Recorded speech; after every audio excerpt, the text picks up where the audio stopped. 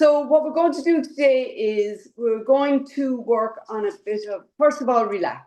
I mean, I think relaxation is one of the most important things you can do. It's dropping into yourself, and you can do it anytime, any place. And I find it fantastic for conserving energy. If I'm going anywhere, I'll just sit back, relax, feel the chair. We'll do it here now while you're here, Ollie. Sit back and relax. Feel the chair or the bed supporting you. And just breathe in and out through your nose. Feel your body sinking down into the surface below you. Feel it supporting you. And feel all your body just dialing back. Just tuning down. Sinking, sinking. There you go. Just relax. And that's it. That's all you have to do, right? Just be with yourself. Wherever you are, you could be waiting at a bus stop. You could be waiting for an appointment. Just do this. Just feel everything just melting into the seat. And your breath will get quieter and quieter. You'll just be. And sit here with that. And if your mind starts wandering, just go back to your breath. Breathing in and breathing out. You can go, I am breathing in and I am breathing out. You're doing all this in your head, obviously, because everybody else doesn't need to hear what you do.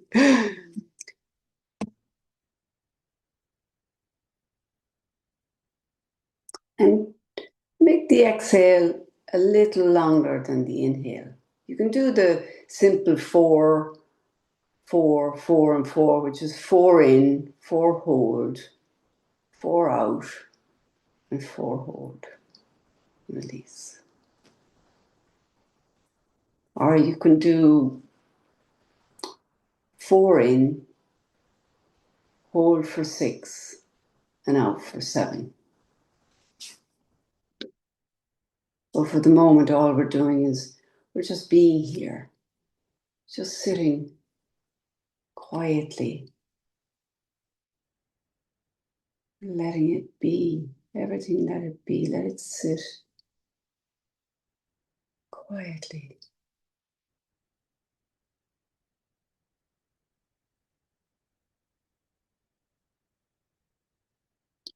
This is meditating. It can be for 1 minute, it can be for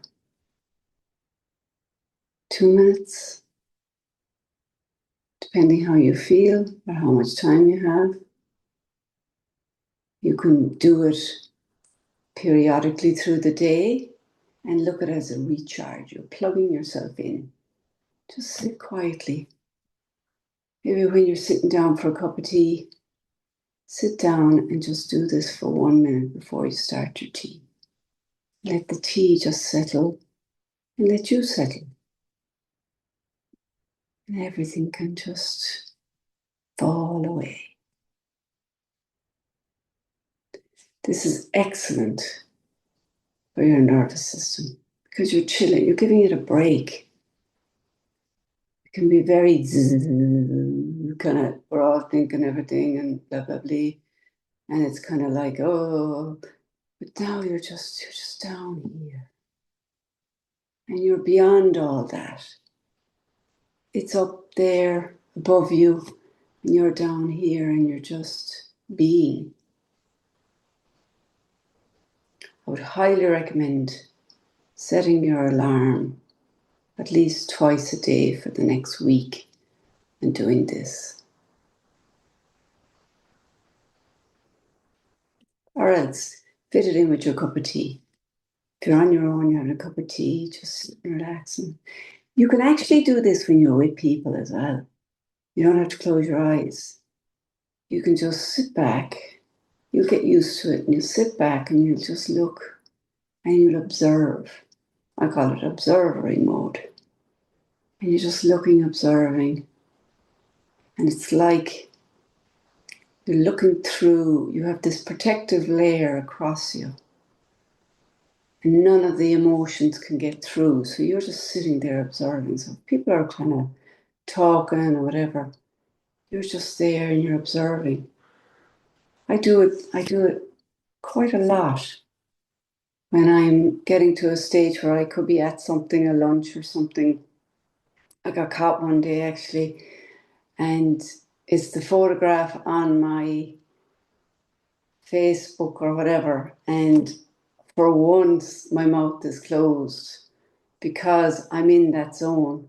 I'm not even able to put a smile on my face, but it's still, I look as if I've got a slight little smile, but it's basically I'm in that zone because I was tired and I was like, okay, I need to, and my sister spotted me and she went, click, you know, but it ended up a fine picture, but it was me in that zone. I was completely in it. Like,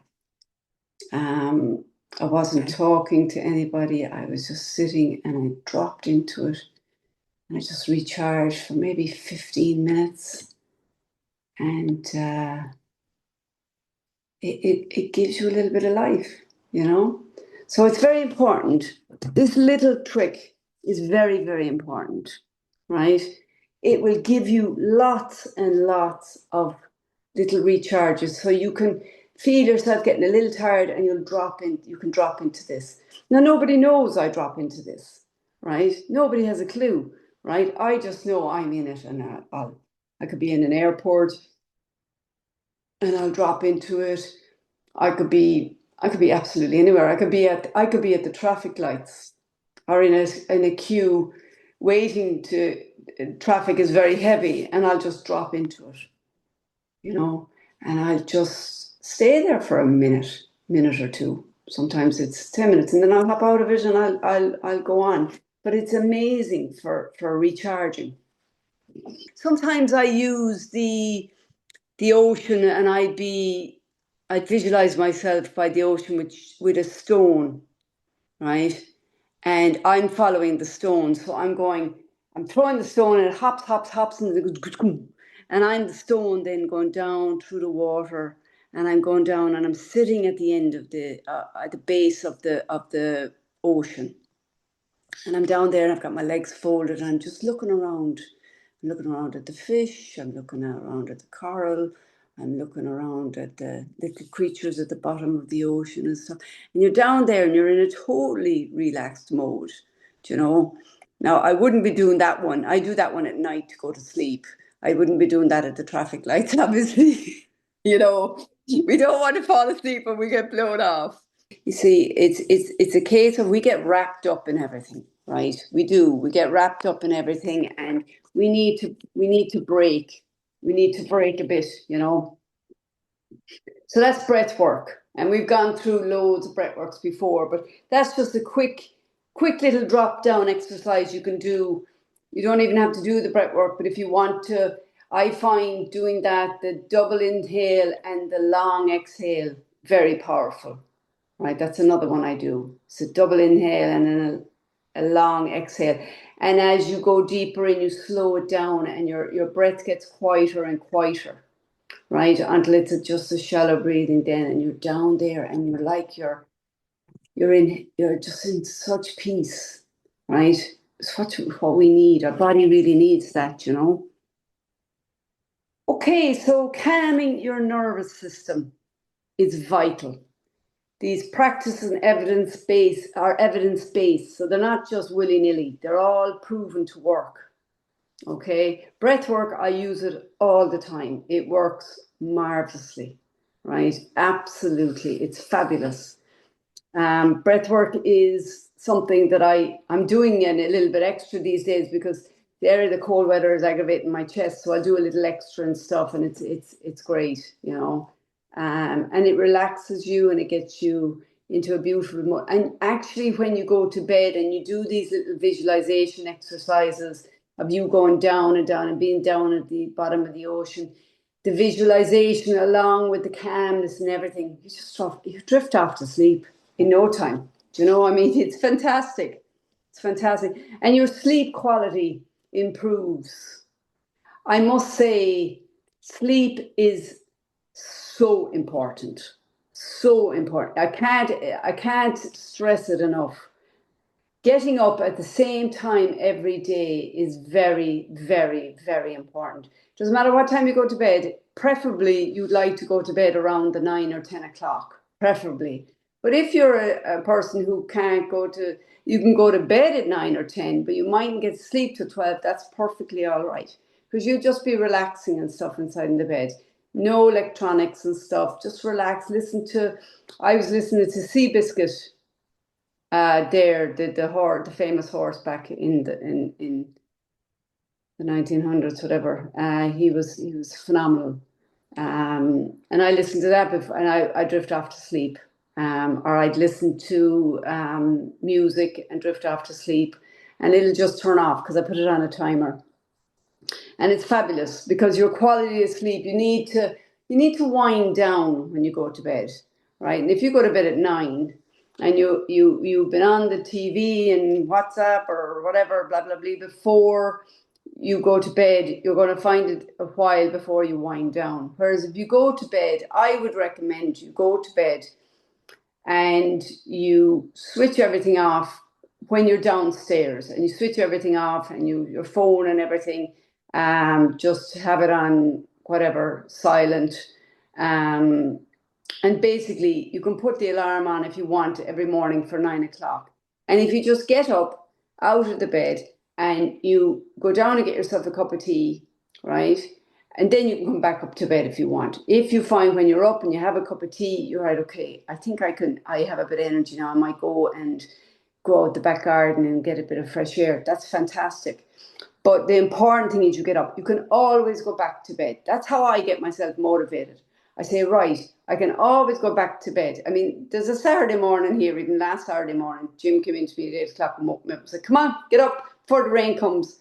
And he says, you can always go back later. And I got up and I got out. I got a bit of a walk done, and we were coming back and the heavens opened up. Absolutely heaven. So we got our walk in. And then I went back to bed. I mean, I went straight back to bed after the walk, and I slept for 2 or 3 hours, and then I got up again. So, I mean, if you want to do a 5-minute walk, if you can do a 5-minute walk, or you can just do a stroll around the garden, that's wonderful.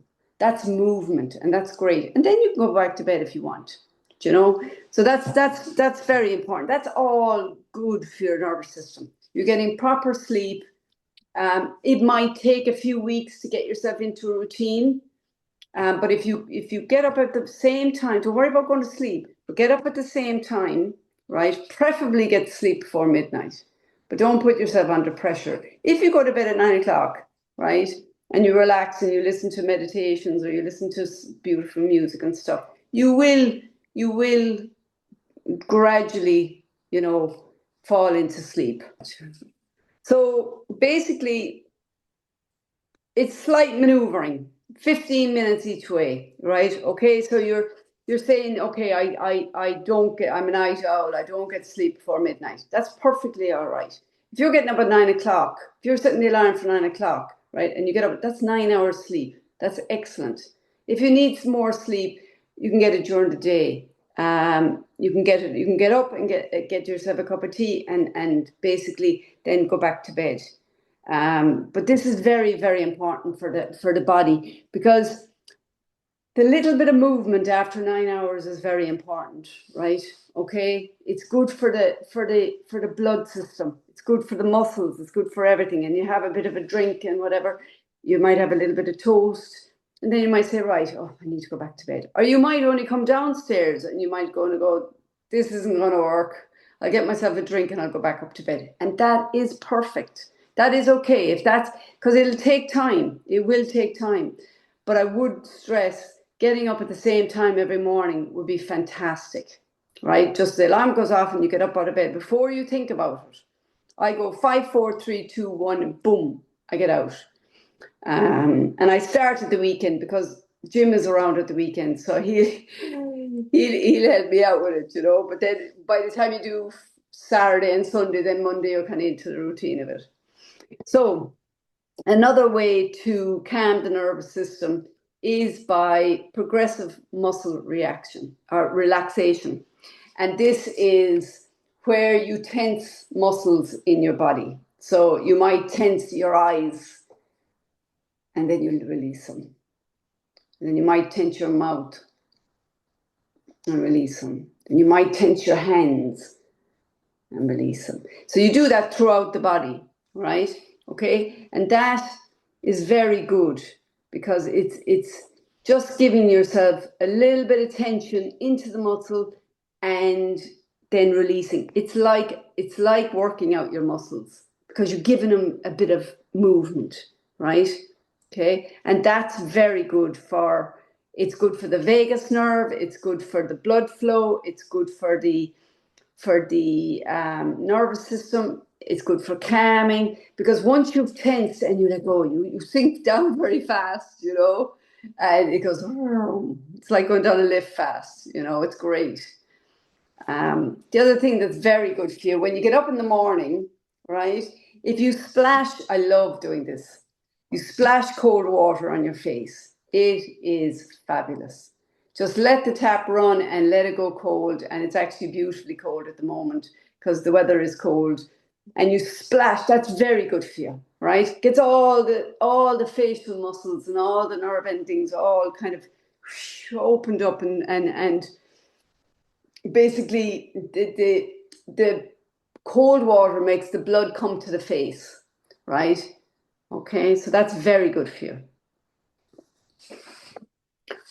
Another thing that's very good is an ice cube. If you hold an ice cube, right, in either hand, just one ice cube in each hand until it melts, right, that is actually very beneficial, right? The ice cube against the hands and all the nerves and everything is very good for, to tell you now, if you have cold hands and you do that, it's very good. It's very good. The other thing you could do is if you have cold hands, you can get a basin, put cold water in, then put ice cubes into it, and then put your hands into it. Because what it is, located ice treatment. So you're taking your hands and the ice, so it brings all the blood to the hand, right? And then like if you've cold hands, you'll notice that they go kind of white. The tips of them go white and stuff. But with this, you'll find your hands. If you ever go out in the cold, your hands get like your hands are out and the rest of your body's all covered. So your hands go red, right? They literally go red. And it's because all the blood is trying to get to the hands to warm them up, right?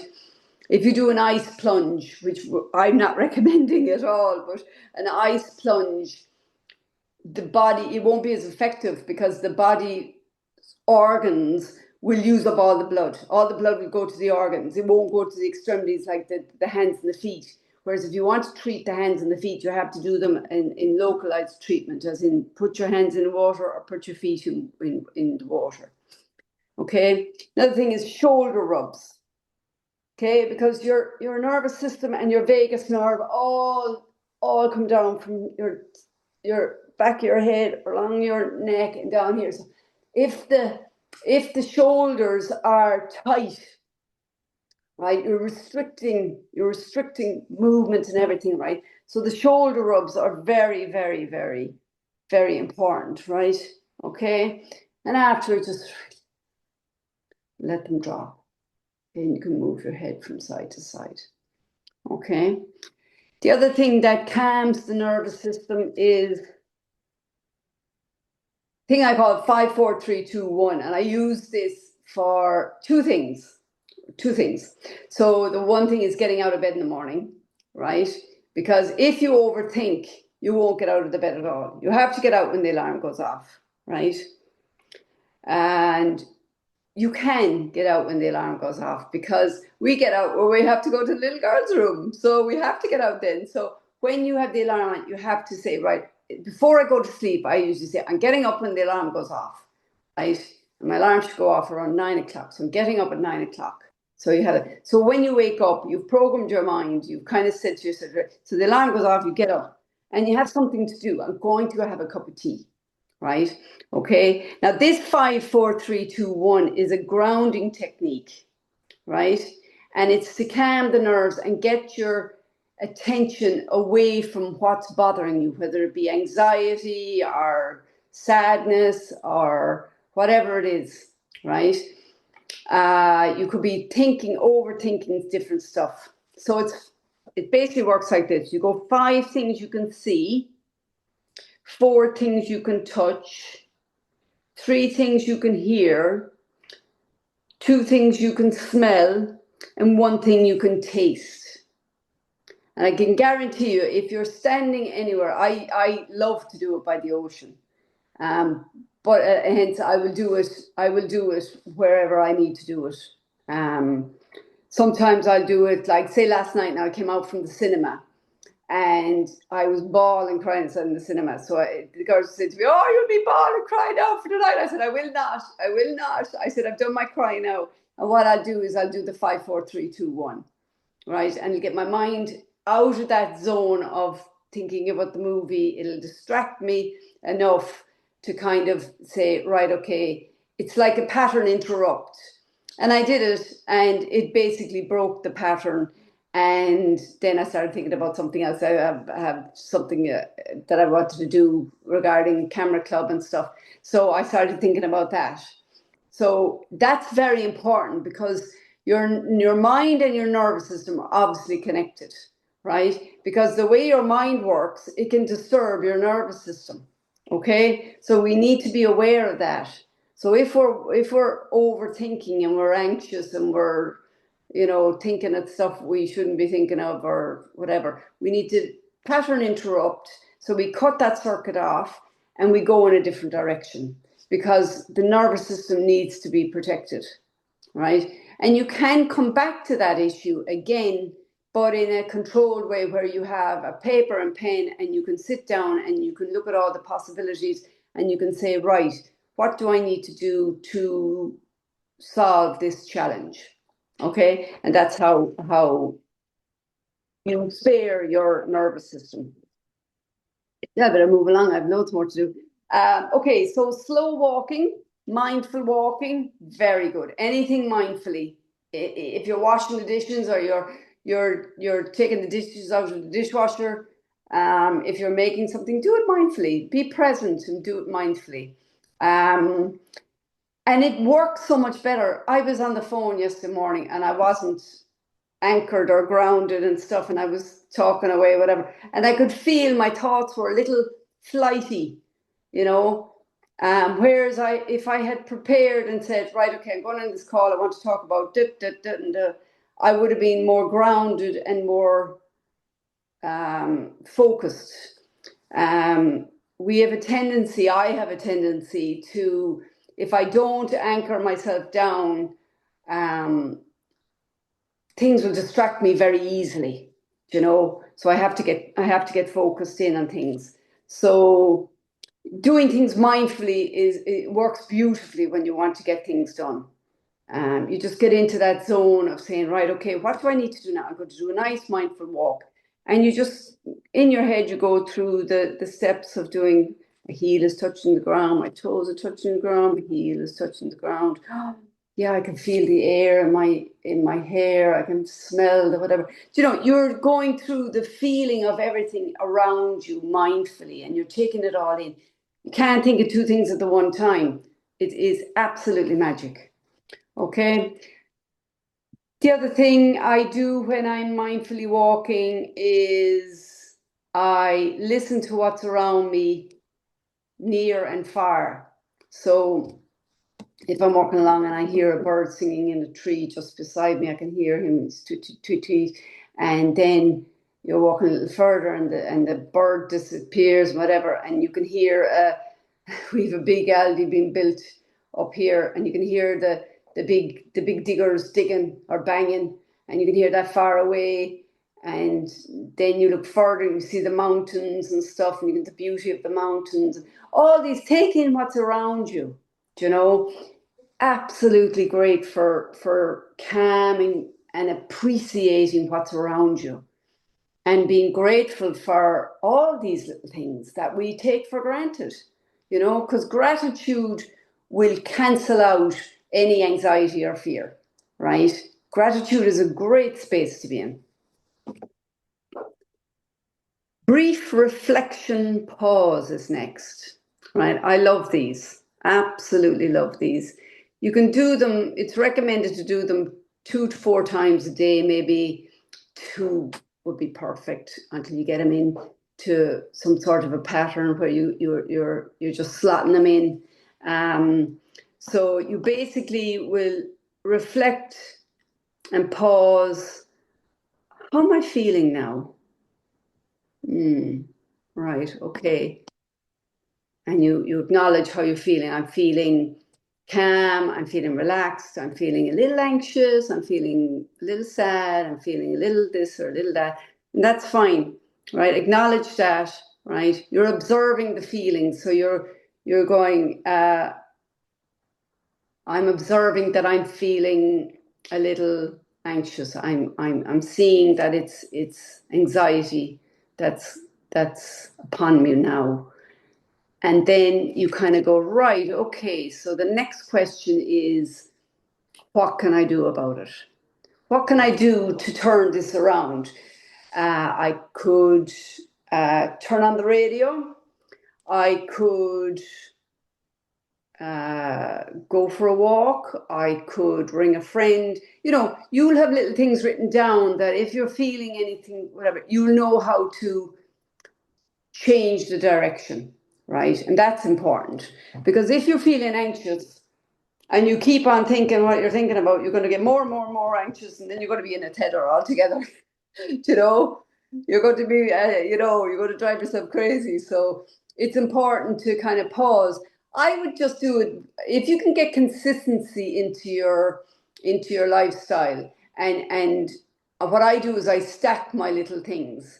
So if I'm washing my teeth, I'll do a little bit of hip movement at the same time because I'm doing a little bit of movement. Or I might do a little bit of a, kicking my legs up behind me. I might do, whatever comes into my mind, but I will do something regarding movement while I'm washing my teeth. So I'll wash my teeth and then I'll have the toothbrush in my mouth and I'll take a break for doing some movement or something, something. And I'll say, I am enough. Well, now I can't say with your mouth, with your toothbrush in your mouth, but you will, you can say it, but it won't come out clear. But when you take a toothbrush out and you wash your teeth and whatever, you can look in the mirror and go, I am enough. Today is going to be a good day and I'm going to enjoy it. And just reassure yourself and believe what you're saying. Self-belief is very important. Believe that you are enough because you are enough. We all are enough. We all do what we can. And this in itself, the self-belief in ourselves, to know that we are good enough, we are enough, is calming to the body. You feel assured, reassured by yourself. Okay.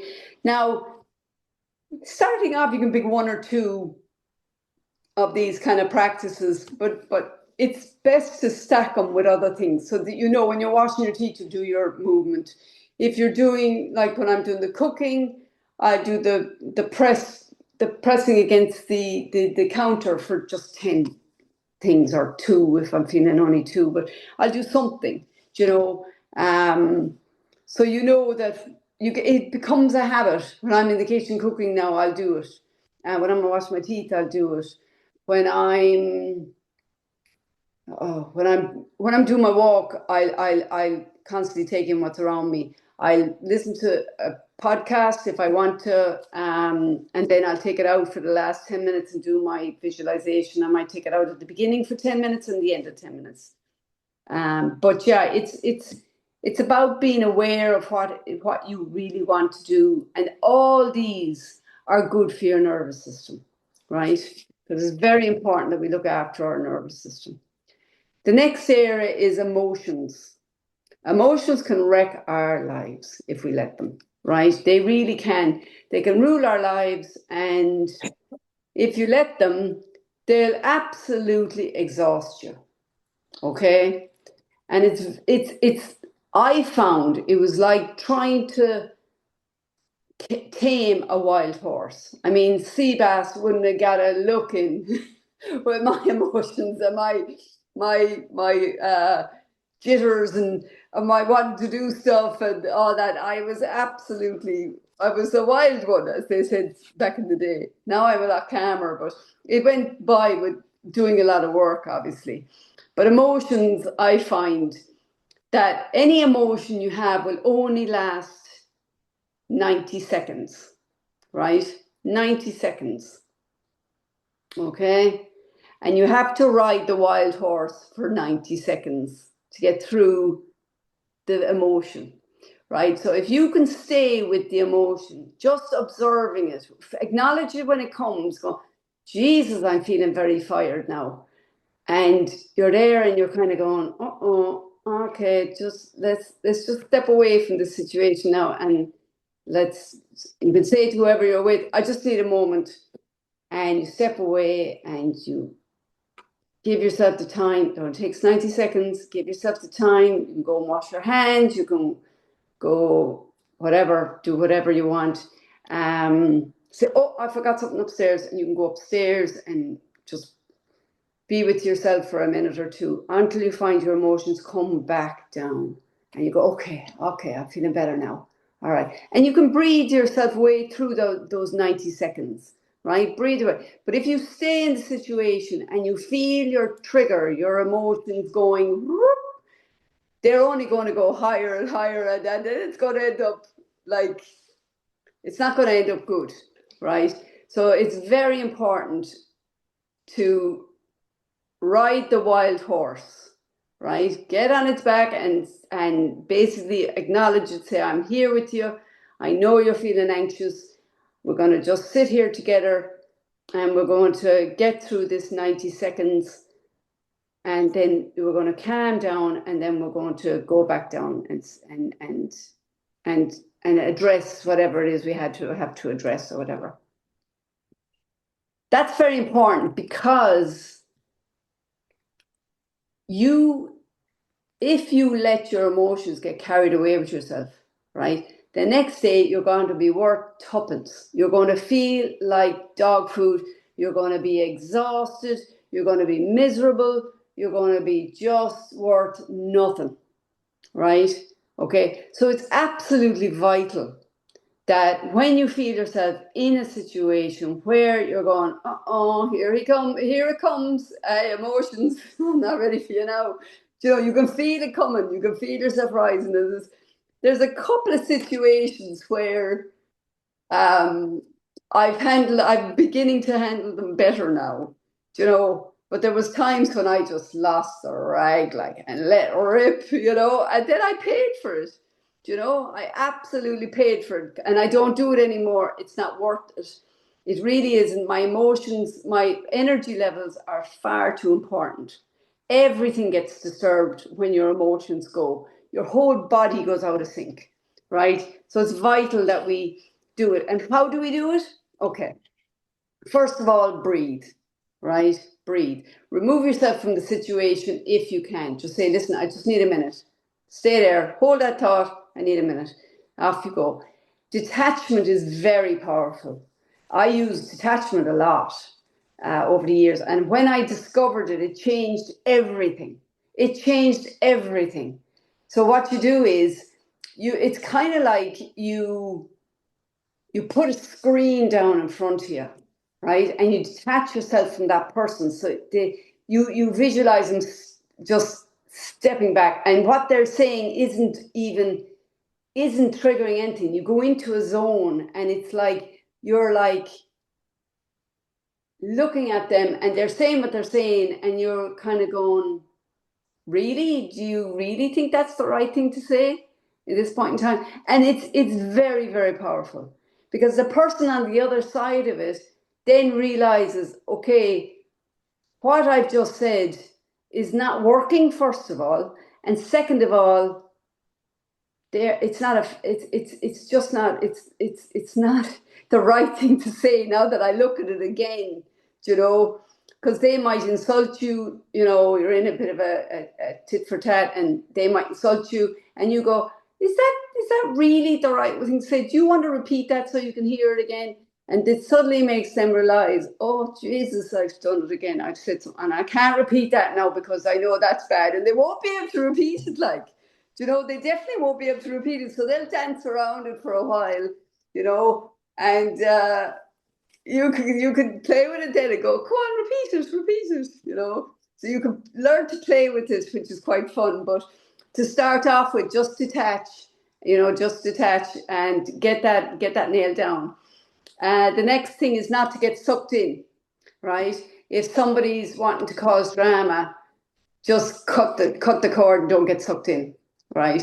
Okay. If it's someone else's monkey, don't get involved. Don't get involved, right? It's not worth the energy or anything. It's between those two people, and you're going, not my monkey. Off you go and sort it out. The pause button is another one I use, which is, okay, I need a pause button here. We need to take 5, because you find that you're having a discussion. It may not have triggered too many emotions, but it may just be that you're tired. You're tired of talking, you're getting a bit fatigued, you're getting a little, we're going around in circles here. So you press the pause button and you say, I need a pause button, we go get a cup of tea and we'll come back to this. And you may not come back to it that night. You may say, listen, I'm too tired for this. You may decide, can we revisit this maybe on Wednesday night or whatever night, you know, that suits you. And you have every right to do that, you know. The traffic light system is fantastic. In any traffic lights, you're coming up to a traffic light, and the traffic lights are green, and then they go orange, and then they go red, right? This is fantastic because you're in green, you're sailing along, conversation going grand. Then you notice a tone change. That's when you're in orange, right? Okay, and you do not want to go to red. Okay, so you notice and acknowledge you're in orange. You preferably want to come back to green, right, by calming the situation. But if you find that you're staying in orange and you've a possibility of going to red, get out of there. Get out of there fast, because it's not going to end up good. When you're dealing with emotions, nothing is good when they're all fired up, right? You say things you shouldn't say, and sometimes it can be hard to take things back, right? So you're better off not saying it at all. You're better off walking away and say, listen, this has gone too far. I'm out of here. We'll come back to this when we're both a bit calmer, right? I talked about riding the wild horse there earlier on, so you know about that. Adjusting how you feel at a situation is cognitive reappraisal. Okay, so you might look at something and you mightn't like the way you're kind of taking it in, or you might like the way it's looking and stuff, and you might go, no. You may want to look at it from a different angle, right? So you're reappraising a reappraisal of your understanding of the situation. That's where it's good to, if you're in a situation and you find, okay, I need to kind of put the pause button on this conversation, and you need to talk to maybe someone else to see if you can get a better angle and see what they're thinking. And by talking to people, different people, you might have people in your life that you trust, and you say, right, okay, do you know, I'm looking at this now, and I'm wondering, what way is there another way of looking at it? Because I seem to be you could be looking at it with tunnel vision, whereas there could be a whole other view to it. So that's why when you're making a big decision, it's good to see other points of view, right? So that you're not you never say no to anything until you've looked at it thoroughly. My brother always said that to me.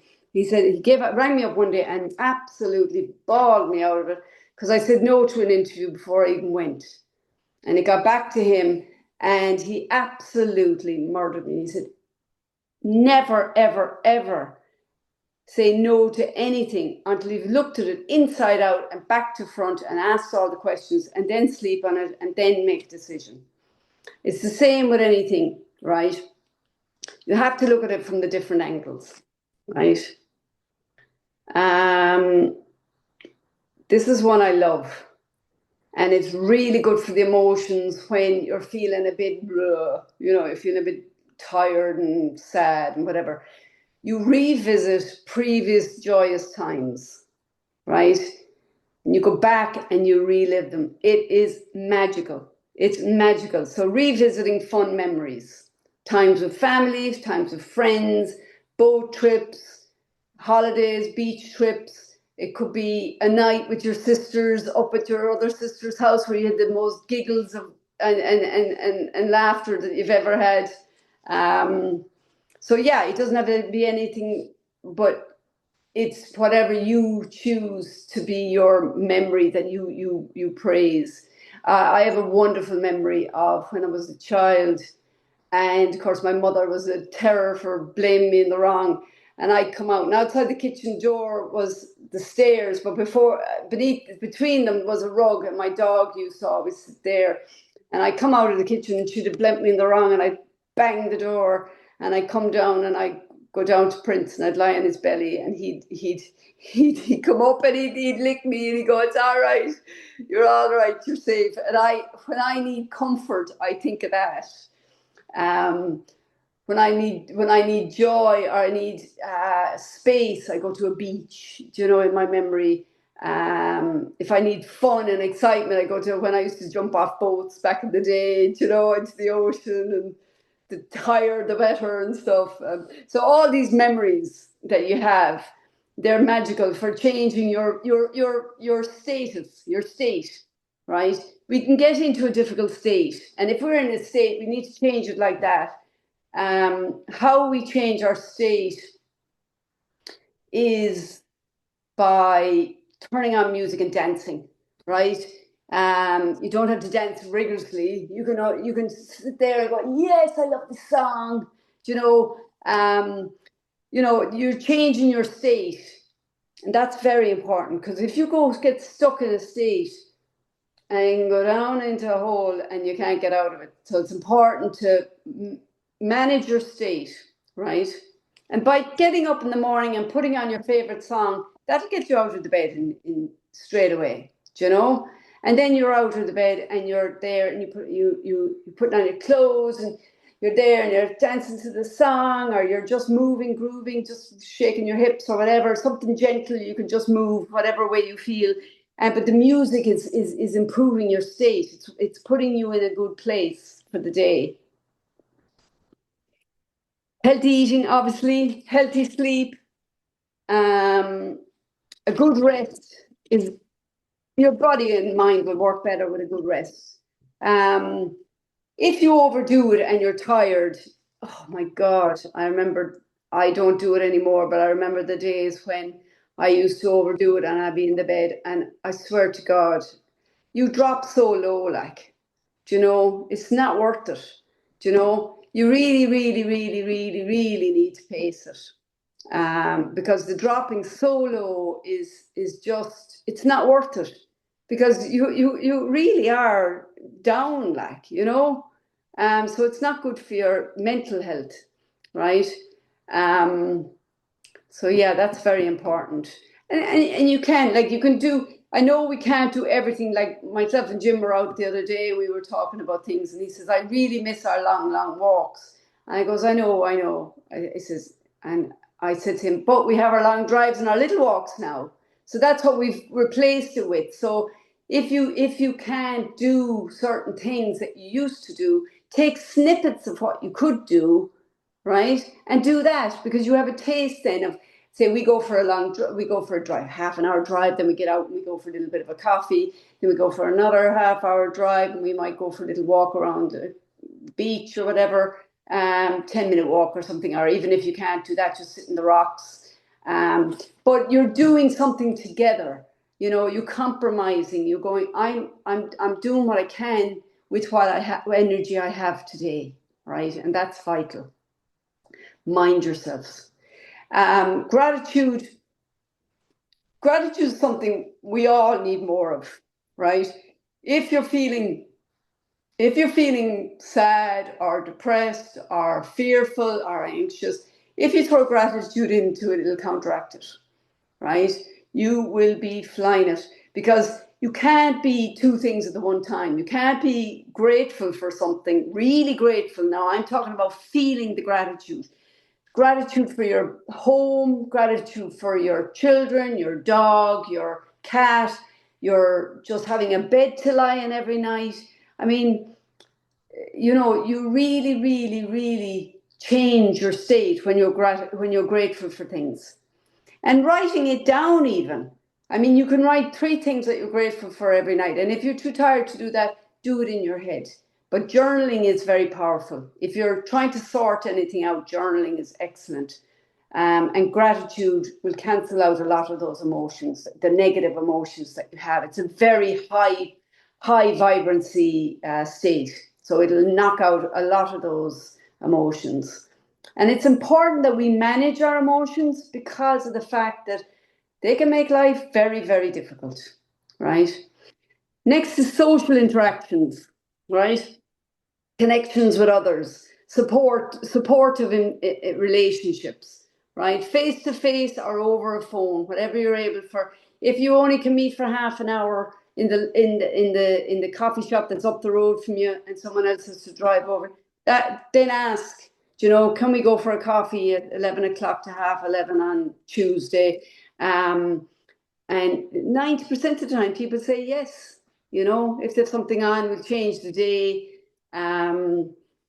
Or do something that suits you both. Like last night, now my friend was there and we were supposed to meet at one day and then we couldn't meet on that day, so we met on the other, and that fell through. And then she said, listen, I'm going to a movie on Monday night. Do you want to come? We went to the movie and we both sat and enjoyed it, and we went home afterwards. So we sat and watched the movie for 2 hours, and then we went home afterwards, and I was in bed I'd say I was in bed by before 8 o'clock, and you can rest all day if you need to before you go to the movie, so you have the energy to go to the movie if you feel up to it. But I find that a lot of the time, this is me personally, a lot of the time I can spend a lot of time kind of resting and stuff, but it gets kind of restless.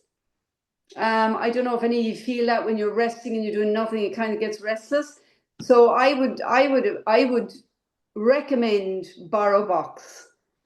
You can download it from the library and borrow a book from that and listen to it, and that's incredible. I mean, this morning I spent 2 hours listening to the end of Seabiscuit, and I swear to God, I couldn't listen to it fast enough. I mean, I was there going, what happens next? It was so good that it completely enthralled me, and 2 hours later I got up. Sometimes Jim's gone out at 7 o'clock in the morning, or 7:30, and he'll wake me up. So and then it's not the right time really to be turning on the box, BorrowBox, but I was anxious to know what happened next. I wanted to know, because it's a really good book. I don't know if any of you have ever read it, but I'd highly recommend reading it or listening to it on BorrowBox. The next thing is laughter and giggles. Get as much laughter and giggles into your life as you can. It's just the way to go. And sometimes it's hard because you're tired or whatever. But if you can get a little bit of laughter in there, it's good. And even I find when there's no one around, Monday's a kind of a quiet day for me. If I don't meet anyone, I'm kind of there all day on my own and night on my own, because Jim's gone to work and then he's gone out to his mum's. I'll turn on the YouTube, and be careful with the YouTube. You don't get sucked into it, because it can go on and on. But the funny dog things that go on, you get a good giggle. Even when Jim's here and I'm watching it, you go, Jesus, what are you laughing at now? Show me, because you get a good giggle out of them. But I would time them. I usually set a reminder for 15 minutes, and then I get out of there, because otherwise I could be there 2 hours later. Let's see now. Bend the rules a little bit. We don't have to be goody all the time. We can bend the rules a little bit. So don't be afraid to kind of, just, sometimes, do something fun for yourself, do something you've never done before. Try something new out that you haven't tried before. I met a friend of mine yesterday, and he'd lost his wife in November, and he was looking for dancing shoes. He was doing ballroom dancing. Now, I'd love to do, I did ballroom dancing when I was about 14. I loved it. But dancing, I'd love to go to a Zumba class, but I couldn't partake in it. I wouldn't have the energy. But even to just go and watch sometimes, I've often thought of that. So that's something that you mightn't be able to dance a lot, but if you could dance for 2 minutes and then watch the rest of it, it might be a compromise, because it's fun. It's fun. The music is great. So that's something that's been in my mind for quite a bit that I need to kind of address and say, right, might try that. Over analyzing decisions. My God. What's the what did I write down? What's the worst thing about making a decision? It's not making a decision. We can go round and round and round and round and round about making a decision about something, right? And we can worry about it and trying to make it perfect and getting stuck and everything, and it's just a big loop of hell, right? Okay, you're there and you're getting nowhere and you can't make up your mind. That is a nightmare, to be honest. So basically, try and make a decision on something, right? Whatever it is you're dealing with, make a decision that it's not a controllable, that it's right there, or it is a controllable. Right, I'm going to make a step and do A, B, and C for starters, but make a move, take action, right?